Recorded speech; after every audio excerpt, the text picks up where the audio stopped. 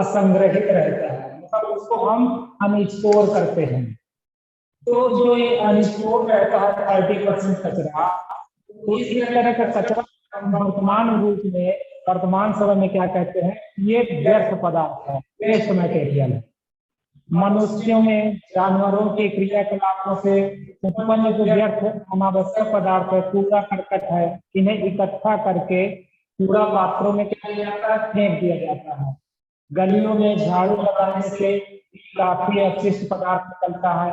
उद्योगों की बात करें हम, तो भी काफी अपशिष्ट पदार्थ निकलता है जो कि व्यर्थ होता है।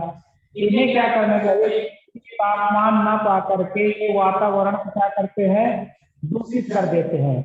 तो वहां से एनवायरमेंट का क्या होता है, तापमान होने लगता है और भयंकर प्रदूषण क्या करता है, ये उत्पन्न कर देता है।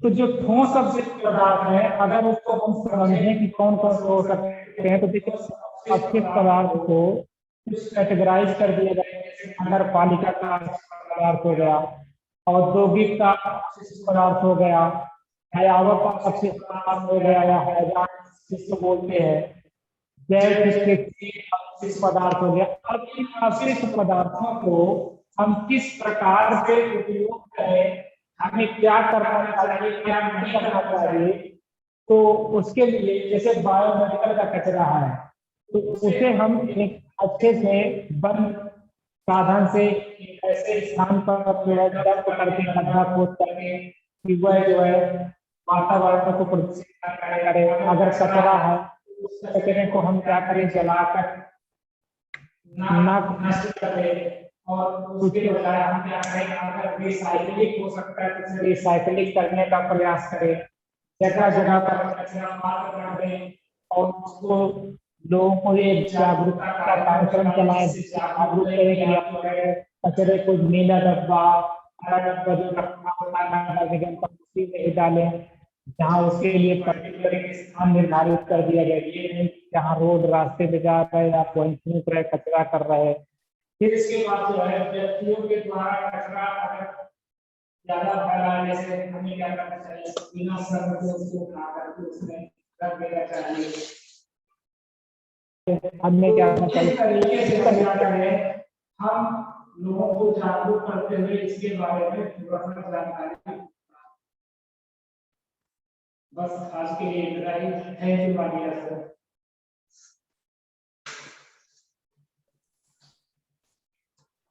थैंक यू शिवसागर सर, अपने इंट्रोडक्शन के माध्यम से बच्चों को गाइड किया।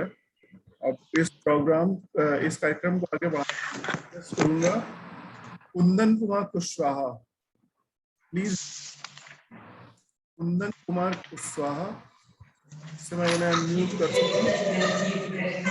जी। सभी लोग अपना माइक ऑफ कर लें, सभी लोग अपना माइक ऑफ कर लें, और जो बोल रहे हैं सिर्फ उन्हीं का माइक ऑन रहेगा। तो प्लीज कुंदन कुमार कुशवाहा स्टार्ट करें please. Good afternoon all of you. My name is Kundan Kumar Kushwaha. आज का हमारा टॉपिक है solid waste management. Solid waste management को हिंदी में ठोस कचरा प्रबंधन कहा जाता है। ठोस कचरा प्रबंधन का अर्थ होता है वातावरण व जन स्वास्थ्य पर प्रतिकूल प्रभाव डाले बिना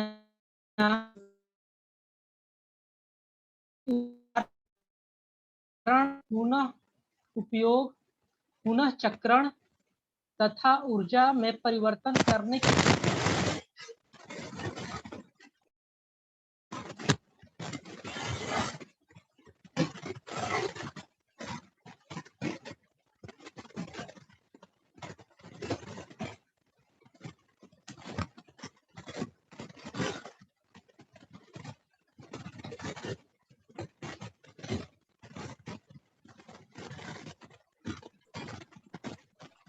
अगलनीय कूड़े कचरे इकट्ठे हो जाते हैं, जिन्हें शहर के बाहर ज्यादा भूमि पर, अधिक भूमि पर इकट्ठा करने के अलावा हमारे पास और कोई विकल्प नहीं बच पाता। आज के इस भाषण अनुच्छेद में हम ठोस कचरे प्रबंधन का निपटान, उपाय, लाभ इत्यादि विषय पर बात करेंगे। वर्तमान में ऐसी समस्याएं कानपुर व दिल्ली जैसे बड़े शहरों में उत्पन्न हुई हैं।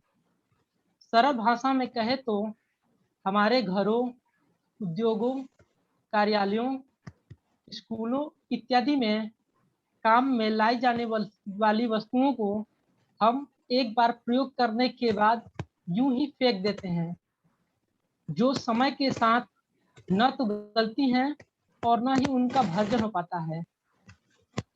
इससे न केवल कई एकड़ जमीन बंजर पड़ जाते हैं, बल्कि वायु प्रदूषण का भी खतरा बन जाता है। भारत में ठोस कचरा प्रबंधन के लिए निम्नलिखित उपाय किए गए हैं, जैसे कि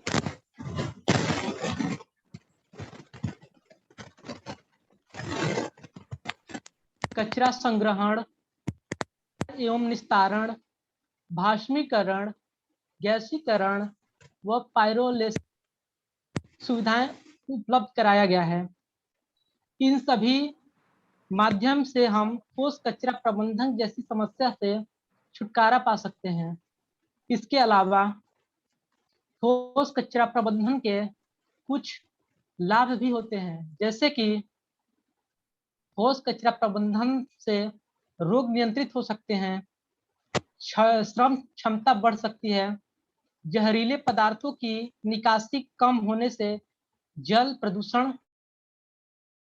कम होता है, सस्ता और अच्छा वनस्पति खाद मिलता है, जिससे कृषि उत्पादन की क्षमता बढ़ेगी और पैदावार में वृद्धि हो सकता है।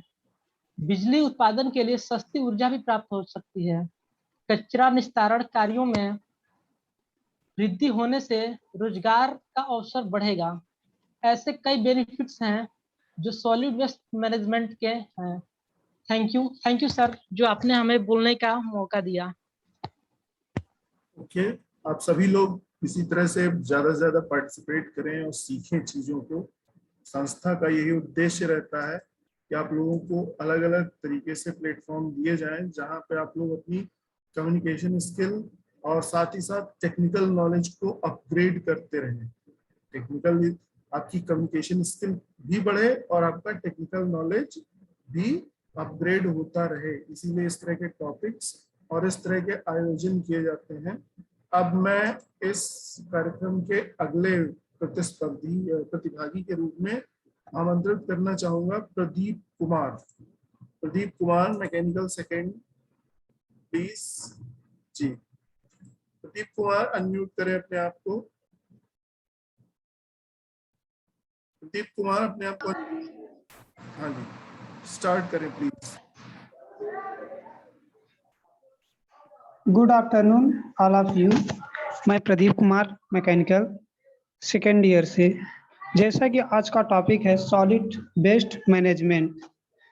पहला प्रश्न ये होता है कि सॉलिड वेस्ट होता क्या है। सॉलिड वेस्ट मतलब ठोस कचरा। इसका अर्थ है हमारे घरों, उद्योगों, कार्यालयों, स्कूलों आदि में काम में ली जाने वाली वे कठोर वस्तुएं जिन्हें हम एक बार प्रयोग करके यूं ही फेंक देते हैं, जो समय के साथ ना तो गलती हैं और ना इनका भंजन होता है, जैसे कांच, प्लास्टिक की शीशियां, इलेक्ट्रॉनिक के सामान, इलाज में प्रयुक्त होने वाली सीरीज और दवाई की शीशियां आदि।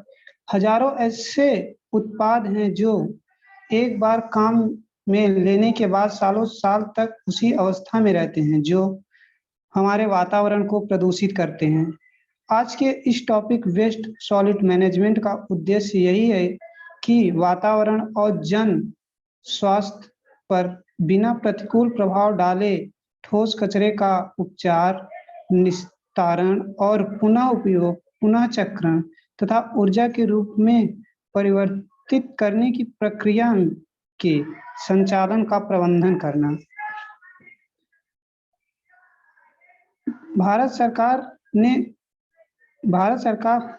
सरकार ने कानूनी स्तर पर पहल करते हुए अपशिष्ट को प्रतिबंधित करने तथा उसके प्रसार को रोकने की व्यवस्था में आम आदमी के योगदान के लिए ठोस अपशिष्ट प्रबंधन नियम अक्टूबर 2016 में लागू किया। इस नियम के अनुसार घरेलू अपशिष्ट को हर घर में अलग अलग पात्र में डाला जाएगा। इसके बाद इस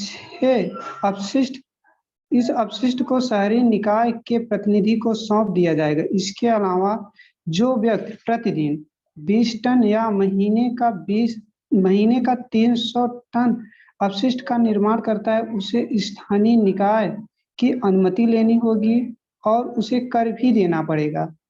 भारत में उत्पन्न होने वाला कुल ठोस का लगभग 70% अपशिष्ट को ही एकत्रित किया जाता है।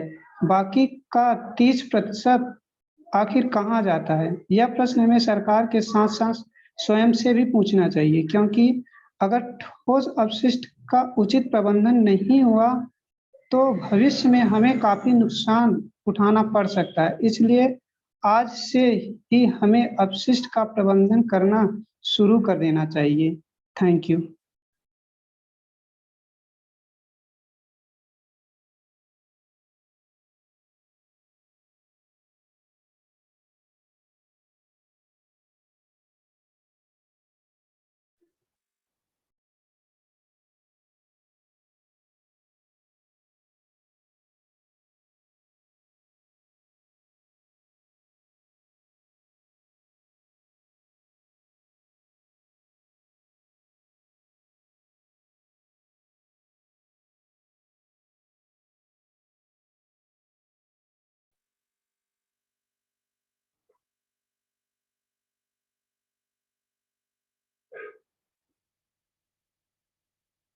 Good afternoon sir. मेरी आवाज क्लियर आ रही है? हाँ हाँ, आपकी आवाज आ रही है। प्लीज आप स्टार्ट करें। गणेश कुमार त्रिपाठी, आप स्टार्ट करें। मैं आप सभी को बहुत बहुत प्रणाम करता हूँ, सादर धन्यवाद देता हूँ। और Malviya sir, mister Malviya sir, Sagar sir, Praveen sir, मैं आप सबको बहुत बहुत धन्यवाद देता हूँ कि आज इस एक सामाजिक मुद्दा जो हमारे वेबिनार के माध्यम से हम लोगों को टॉपिक के रूप में दिया गया, ये इस चीज के लिए मुझे बहुत बड़ी खुशी हुई है कि ये एक सामाजिक मुद्दा है जो कि हर जगह इस चीज पे बात नहीं की जाती है। तो मैं Vivaan Tripathi, mechanical 3rd year, आज यहाँ पे उपस्थित हुआ हूँ आपके माध्यम से, इस जूम मीटिंग के माध्यम से। तो जैसे कि मैं आपसे उम्मीद करता हूँ आप कोरोना काल में स्वस्थ होंगे। तो आज का विषय है सॉलिड वेस्ट मैनेजमेंट। तो सबसे बड़ी बात, ये सॉलिड वेस्ट मैनेजमेंट जो होता है, ये सूखा कचरा होता है। तो हमारा इससे बहुत बड़ा ही एक सहयोग होता है हम लोगों का, किसी तरीके से इस कचरे को एक अच्छे सुचारू ढंग से एक अच्छे जगह पहुंचाया जाए, क्योंकि इसके लाभ जो होते हैं तो वो तो होते ही हैं, उससे कई % गुना इसके हानि होते हैं। ये हार्मफुल बहुत होते हैं हमारे इन्वायरमेंटल के लिए, हमारे ह्यूमन लाइफ के लिए। तो हम सबसे बड़ी बात इस चीज के लिए हमको आज इसी विषय पे इसीलिए इकट्ठा किया गया है, तो हम इस पे चर्चा करेंगे। जैसे कि हमारे भाई कुंदन कुमार कुशवाहा और हमारे जूनियर छात्र जो है वो सब बता चुके हैं। तो हम स्टार्ट करते हैं अपना सॉलिड वेस्ट। जैसे भारत सरकार ने एक अधिनियम चालू किया है। उसमें क्या होता है कि मैं आपको एक जानकारी दे दूं, छोटी सी जानकारी। उसमें होता है कि वेस्ट मैनेजमेंट जो होता है, जैसे कोई हार्डवेयर कंपनी है, कीबोर्ड बना रही है, तो उसे सुपरविजन हैंड होगा कि जो कंपनी होगी, वो जैसे कीबोर्ड जो कंपनी बना रही है, उस कंपनी को किसी न किसी हाल में वो उसको फिर रिप्लेस लेने का काम करे। इससे क्या होगा कि वो जो एक तरह से रॉ मटेरियल हो जाता था, उसके रूप में वो काम करेगा उसकी कंपनी में किसी न किसी तरीके से। तो ये बहुत बड़ी मुद्दा होती है।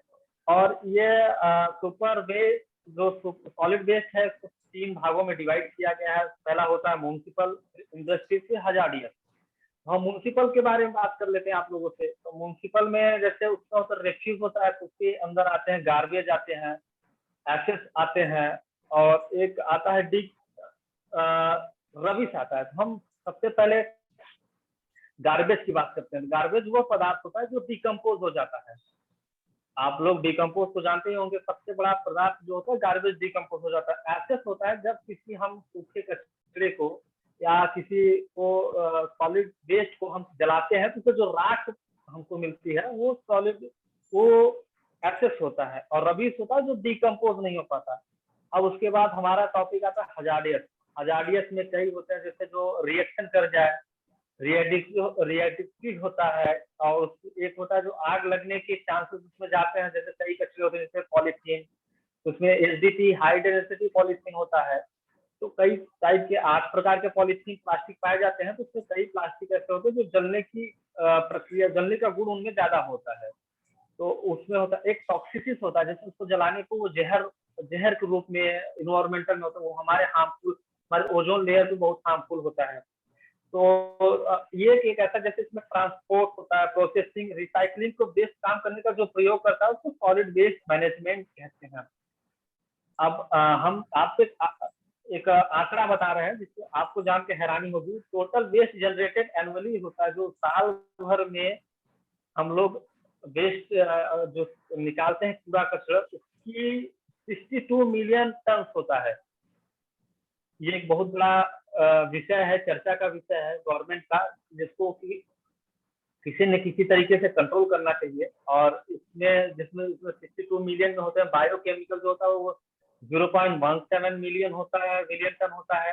हजार्डियस जो होते हैं, हजार्डियस की भी मैंने कितनी बार बात की है, हजार्डियस जो होते हैं वो 7.90 मिलियन टन होते हैं। और इसमें से हम आपको बताएं, जो एनुअली हम लोगों को जनरेट करते हैं वेस्ट, उसमें से हम जब कलेक्ट करते हैं वो 43 मिलियन। और डंप, जो लैंड फील्ड के नीचे जो डंप हो जाता है, जिसको हम लोग नहीं कलेक्ट कर पाते हैं, वो 31 मिलियन टन होता है। ये एक आंकड़ा बहुत ही भयानक, डरावना आंकड़ा है, इसलिए हम लोगों को चर्चा का विषय है ये। और सबसे ज्यादा ये बड़े शहरों में देखे जाते हैं, जैसे दिल्ली, कानपुर, मुंबई। तो दिल्ली का ही एक अलग आंकड़ा है जो कि 10 मिलियन पर टन होता है एनुअली का। सबसे बड़ा तो हमारे एनसीआर, दिल्ली एनसीआर का होता है। उसके बाद ये फिर हमारी सरकार इस पे एक्शन लेना स्टार्ट की। जैसे 2016 में एक उन्होंने एक्ट निकाला। उस एक्ट में निकाला कि आपका कचरा, जो घर का कचरा होगा, उन्होंने देखा कि 0 से स्टार्ट करना चाहिए, क्योंकि बड़े पैमाने पे ये सब काम हो नहीं पाएगा। उन्होंने कचरा देखा, छोटे से पैमाने से स्टार्ट किया, आपके घर से ही। उन्होंने गीला और सूखे कचरे को अलग अलग पार्ट में डिवाइड करने के लिए एक प्रावधान बताया कि आप सूखा कचरा अलग डालिए, गीला कचरा अलग डालिए। तो ये इसीलिए, और आपको अभी हम लोगों को जागरूक होना चाहिए। जैसे हमारी ई कॉमर्स कंपनियां हैं, फ्लिपकार्ट, अमेजन, ये बड़ी बड़ी कंपनियां हैं, तो इन्होंने पॉलीथीन पे थोड़ा सा बैन लगाया है। इन्होंने प्लास्टिक पेपर में ही अपने प्रोडक्ट को डिलीवरी करना स्टार्ट किया है। तो इसीलिए कहीं ना कहीं हमको इससे चैतन्य होना होगा, नहीं तो ये चर्चा का विषय है। आने वाले समय में बहुत ही हार्मफुल हो जाएगा हम लोगों को। तो मैं अपनी बात को यही विराम देता हूँ। बहुत बहुत धन्यवाद सर। थैंक यू गणेश, आपने एक बेहतर कोशिश की। देखिए, इंजीनियर होने के नाते आप लोगों को समाज की जो समस्याएं हैं उन पर ध्यान देना आवश्यक है। और हमारे देश में जो पर्यावरण प्रदूषण हो रहा है, हमारे देश में नहीं पूरे विश्व में जो ये बहुत सारी समस्याएं हैं पर्यावरण को लेके, इसमें बहुत हद तक इंजीनियरिंग प्रोडक्ट्स का कंट्रीब्यूशन है। तो अब एज ए इंजीनियर इस सोसाइटी के एग्जिस्टेंस के लिए, इस अर्थ के एग्जिस्टेंस के लिए जिस तरीके से पोल्यूशन बढ़ रहा है, तो हम सभी को सचेत हो जाना आवश्यक है। चलिए फिर इस कार्यक्रम को आगे बढ़ाते हुए मैं सिद्धांत शर्मा से रिक्वेस्ट करूंगा, प्लीज वो अपना माइक अनम्यूट करें और आज के इस अवसर पे अपनी बात कहें। सिद्धांत Sharma. Good afternoon. Yes sir. थोड़ा माइक के नजदीक, गुड आफ्टरनून आवाज तेज आएगी। My respected teacher sir, good afternoon all of you and my respected teachers. आज के वेबिनार का जो हम लोग का टॉपिक है वो था मेन सॉलिड वेस्ट मैनेजमेंट। तो एक्चुअली वेस्ट हम किसे कहते हैं वो जान लेते हैं। तो जैसे कोई भी ऐसा प्रोडक्ट जिसका यूज हमारे पास ना हो, या फिर ऐसा जिसका कोई इकोनॉमिक वैल्यू ओनर के लिए नहीं रह जाती, तो ऐसी चीजें वेस्ट कहलाती हैं। और वेस्ट एक्चुअली होती हैं 3 टाइप, जैसे लिक्विड वेस्ट, सॉलिड वेस्ट और गैसियस वेस्ट। आज हम लोग सॉलिड वेस्ट पर बात कर रहे हैं। सॉलिड वेस्ट एक ऐसा वेस्ट होता है जो हम लोग सॉलिड कंटेंट में पाते हैं, सॉलिड तरीके में, सॉलिड मटेरियल में पाते हैं। और सॉलिड वेस्ट के टोटल टाइप 4 तरीके के होते हैं। एक म्युनिसिपल वेस्ट होता है, सेकंड हजार्ड वेस्ट होता है, हजार्डस वेस्ट, मेडिकल वेस्ट होता है और रेडियो एक्टिव वेस्ट होता है। म्युनिसिपल वेस्ट में हमारे आता है हाउस होल्ड वेस्ट और केमिकल कमर्शियल वेस्ट जैसे वेस्ट हमारे म्युनिसिपल वेस्ट में आ जाते हैं। हजार्डस में टॉक्सिक, नॉन टॉक्सिक और फ्लेमेबल जैसे वेस्ट आ जाते हैं। और मेडिकल वेस्ट जैसे हमारे इंजेक्शन कार्टेज, सिरिंज और मेडिसिन बॉटल्स वगैरह जैसे वेस्ट हमारे मेडिकल वेस्ट में आ जाते हैं। और रेडियो एक्टिव में ऐसे वेस्ट होते हैं सर जो कि किसी न किसी तरीके की वेव्स को प्रोड्यूस करते हैं। तो ऐसे वेस्ट हमारे सर उसमें मेडिकल रेडियो एक्टिव वेस्ट में चले आते हैं। तो देखा जाए तो सर हार्ड टोटल वेस्ट जो इन ईयर निकाला जा रहा है वो 62 मिलियन टन, 62 मिलियन टन हम लोग का टोटल हार्ड वेस्ट होता है, सॉलिड वेस्ट, जो कि पूरे साल भर में पूरे इंडिया में निकाला जाता है। जिसमें से प्लास्टिक वेस्ट 5.6, बायोमेडिकल वेस्ट 0.17 और हजार्डस वेस्ट 7.90 तक होता है। तो पहले तो जो सॉलिड और वेस्ट की वजह से जहाँ पे हम लोग उसको डंप करते हैं, उसकी वजह से वहाँ के आसपास में बीमारियों का प्रचलन बहुत तेजी से होने लगता है। और क्या नाम है, सॉलिड वेस्ट से कई चीज़ों के रिएक्शन होने की वजह से वहाँ से ग्रीन हाउस गैसें बहुत ज़्यादा तरीके से प्रोड्यूस होती हैं, जिसके कारण बहुत इन्वायरमेंट में बहुत ज़्यादा असर पड़ता है। तो गवर्नमेंट के थ्रू OECD करके एक ऑर्गेनाइजेशन चलाई गई है, जिसमें सारी कंपनियों को ये कहा जाता है कि आप जो भी प्रोडक्ट देते हैं, जो भी प्रोडक्ट आप बनाते हैं, उसका जो वेस्ट मटेरियल होता है कस्टमर के यूज करने के बाद, उसका जो वेस्ट मटेरियल होता है आप उसे वापस ले करके आप उसे रिसाइकिल करके दोबारा से बना करके आप उसको यूजफुल करके वापस से मार्केट में लॉन्च करें। इसके तहत गवर्नमेंट करना चाह रही है कि वो किसी भी तरीके का जो वेस्ट है वो बढ़े ना, और ज़्यादा से ज़्यादा वेस्ट में कमी आए सॉलिड वेस्ट में, और ज़्यादा से ज़्यादा एनवायरनमेंट को बचाने की कोशिश की जाए।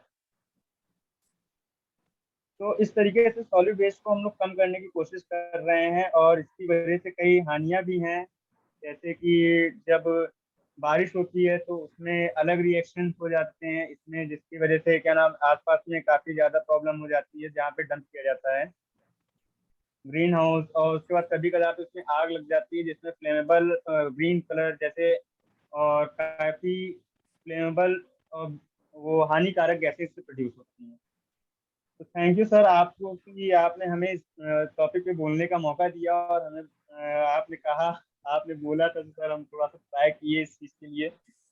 नहीं ठीक है, थैंक यू सर। ऐसे स्टूडेंट्स आप सभी लोग जागरूक स्टूडेंट्स हैं, और सभी स्टूडेंट को यही मोटिवेट करना चाहते हैं कि आप लोगों में आपस में कंपटीशन होना चाहिए कि हमें मौका मिले और हमें इस बात का अवसर मिले कि मैं छांटूं कौन बच्चा अच्छा उसको मौका दूं। तो इस तरह की सिचुएशन का मैं इंतजार कर रहा हूँ कि ज्यादा से ज्यादा स्टूडेंट इस तरह के पार्टिसिपेशन में आगे आए। ठीक है, चलिए नेक्स्ट मैं इनवाइट कर रहा हूँ Yuvraj Yadav, mechanical second year. Yuvraj Yadav, mechanical second year, please hand raise करें। Yuvraj Yadav, mechanical second year, please hand raise करें। है कि नहीं?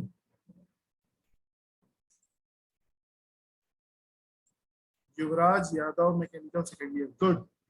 बहुत दिन के बाद दिखाई पड़े, आज तो स्मार्ट लग। टाई थोड़ा किन्नौट ऊपर कर लो। Good afternoon sir. सर मेरी आवाज आ रही है? बहुत अच्छी आ रही है, loud and clear. Please continue. Hello. आपकी आवाज बहुत अच्छी आ रही है, प्लीज कंटिन्यू करें। Thank you Nitin sir for giving me this opportunity. Good afternoon respected teachers, my dear friends and all attendees. Munshi of Mechanical second year, and I'm going to discuss about solid waste management. Solid waste. सबसे पहले हम ये जान लेते हैं कि solid waste क्या होता है। हर वो चीज जो हमारे लिए काम की नहीं है या वो बेकार है, वो सॉलिड वेस्ट है। ये ज्यादातर रिहायशी इलाकों से,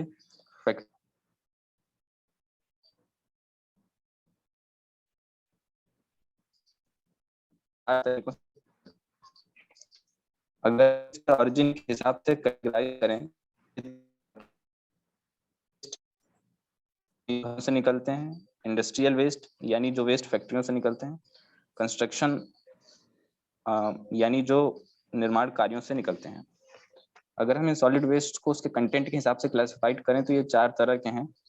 ऑर्गेनिक मटेरियल्स यानी जो प्राकृतिक हैं, ग्लास, मेटल्स, प्लास्टिक, पेपर्स, ये सब हैं। और इनसे होने वाली समस्याओं की बात करें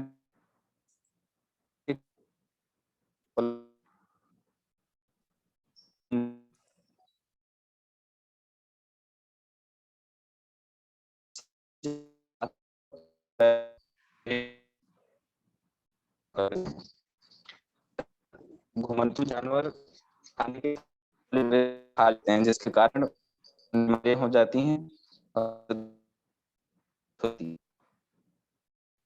हमारे पास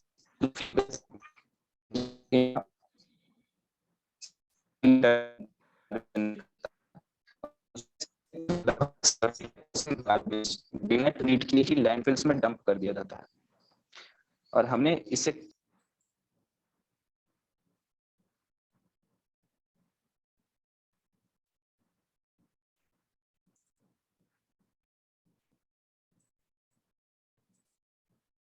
चलिए, हमें लगता है जो है इनका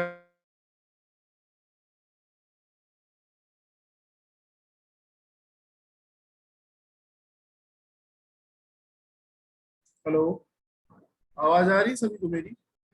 इनके पास लगता है मुझे कुछ नेटवर्क की प्रॉब्लम है, तो इस वजह से मैं प्रोग्राम को आगे बढ़ाता हूँ। और अगर ये बीच में आते हैं तो मैं फिर से इन्हें मौका दूंगा, क्योंकि सारे स्टूडेंट्स हैं और ये प्रोग्राम ही आप लोगों की कम्युनिकेशन स्किल और नॉलेज अपग्रेडेशन के लिए हो रहा है। तो अब मैं रिक्वेस्ट करूंगा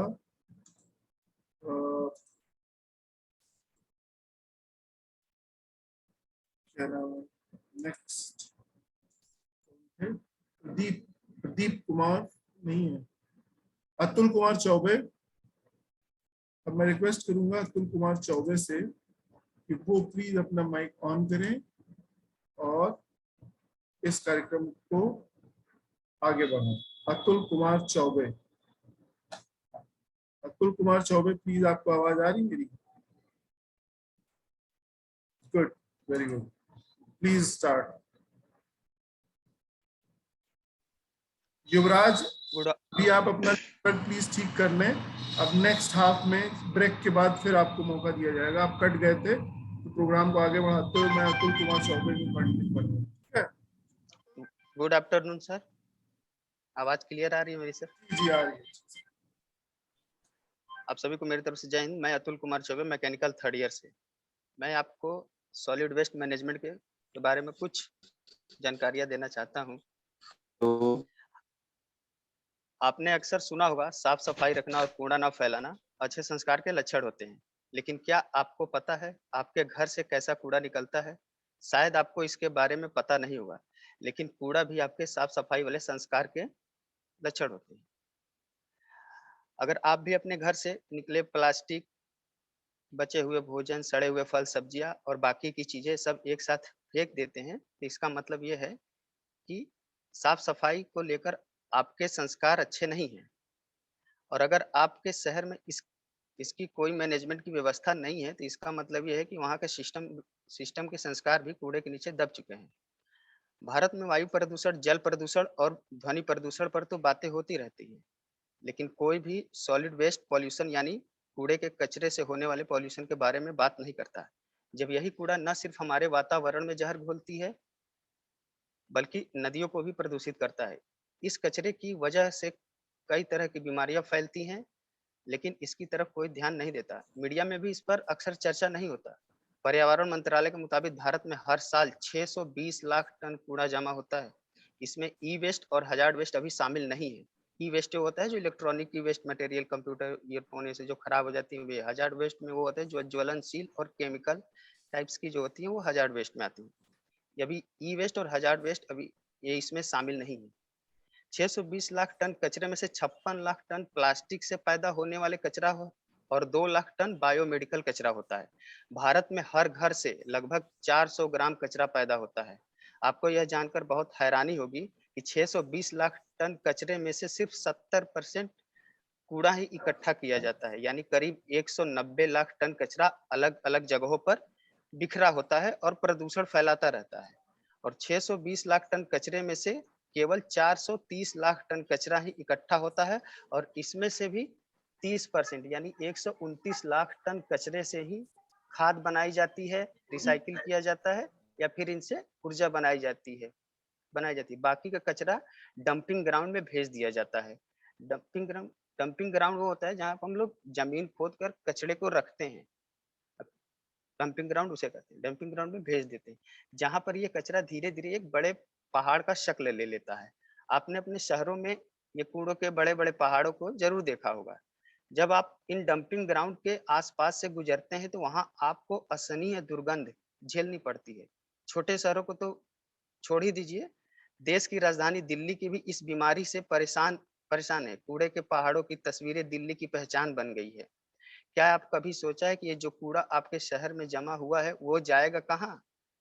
सीएससी के मुताबिक, centre for and science of environment के मुताबिक वर्ष 2047 तक दिल्ली अपने ही कूड़े के नीचे दबने लगेगी। सीएससी के मुताबिक दिल्ली के सबसे बड़े भलसवा डंपिंग ग्राउंड की क्षमता 2006 में ही खत्म हो चुकी है। इस तरह दिल्ली की पुराने गाजीपुर डंपिंग की क्षमता 2002 में ही खत्म हो गई चुकी है, लेकिन फिर भी दिल्ली की कूड़े की पहाड़ की लंबाई हर रोज बढ़ रही है और इन पहाड़ों की ऊंचाई 50 मीटर तक पहुंच चुकी है, और यह ऊंचाई कुतुब मीनार से केवल 23 मीटर कम है। डंपिंग ग्राउंड में जमा होने वाले कूड़े का मैनेजमेंट नहीं होने की वजह से इसमें इसमें से मेथेन गैस निकलने लगती है, और कई बार इसमें से इनकी वजह से आग लग जाती है। ध्यान देने वाली बात यह है कि ग्लोबल वार्मिंग में मेथेन गैस की हिस्सेदारी 14% है। डंपिंग ग्राउंड से लीक होने वाली मेथेन गैस और दूसरी हानिकारक केमिकल आसपास रहने वाले लोगों को सेहत को बुरी तरह नुकसान पहुंचाते हैं। एक सर्वे के मुताबिक मुंबई के देवनार डंपिंग ग्राउंड के आसपास इलाकों में पैदा होने वाले 1000 बच्चों में से 55 बच्चे पैदा होते वक्त या उसके कुछ दिन बाद मर जाते हैं। डंपिंग ग्राउंड से दूर बसे इलाकों में यह दर 1000 पे 35 है।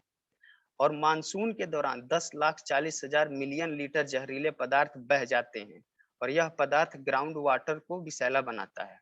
अप्रैल 2016 में सरकार ने सॉलिड वेस्ट मैनेजमेंट से जुड़े नियमों में बदलाव किए हैं। नए नियमों के मुताबिक यह हर नागरिक की जिम्मेदारी है कि वह अपने घर से नॉन बायोडिग्रेडेबल और बायोडिग्रेडेबल वेस्ट और हजार्ड वेस्ट अलग अलग इकट्ठा करे, और कूड़े वाले एजेंसी को भी अलग अलग इकट्ठा करने को कहा। आपको बता दें कि नॉन बायोडिग्रेडेबल वेस्ट में प्लास्टिक बोतलें और पॉलीथीन जैसे चीजें शामिल होती हैं, और बायोडिग्रेडेबल वेस्ट में बचे हुए फल, सब्जियां और भोजन होते हैं। हजार्ड वेस्ट में हजार्ड वेस्ट में जिसमें केमिकल और ज्वलनशील पदार्थ होते हैं। लेकिन आपने ये भी गौर किया होगा कि ये ज्यादातर जगहों पर हालात पहले जैसे ही है, कुछ नहीं बदला है। न तो आम लोग घरों में कूड़ा उठाने वाले कूड़े का अलग अलग करने की मांग करते हैं और ना ही खुद उठाते हैं। अपना फर्ज निभाते हुए ऐसा करते हैं। शादियों, समारोह, पार्टी के बाद भी कूड़ा फैला दिया जाता है, और कोई इतनी जहमत नहीं उठाता कि प्लास्टिक और दूसरे कूड़े को अलग अलग किया जाए, उन्हें सही जगह पर इकट्ठा किया जाए। नगर निगम और म्युनिसिपल कॉरपोरेशन राजनीति में व्यस्त रहते हैं, इनके लिए इनका ध्यान कूड़े के तरफ कभी जाता ही नहीं। यानी हमारे शहरों में जो कूड़े की पहाड़ बन रहे हैं उसमें हम सब की हिस्सेदारी बढ़ चढ़ की है और हम एक दिन इन्हीं पहाड़ों के नीचे दब जाएंगे। भारत में आबादी लगातार बढ़ रही है और इसी के साथ साथ कूड़े की समस्या भी बढ़ती जा रही है। इसलिए हमें लगता है कि कूड़े कूड़े वाले प्रदूषण की बचाव आपके और हमारे घर से शुरू होती है। यहाँ पर